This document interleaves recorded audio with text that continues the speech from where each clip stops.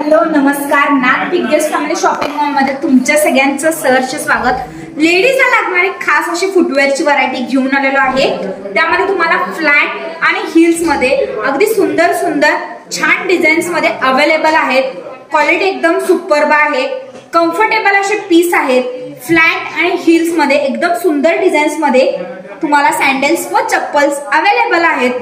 तर सर्व नाथ ग्राहकांनी लाभ घ्यायचा आहे आणि लवकरात लवकर नाथला विजिट करायचा आहे। धन्यवाद।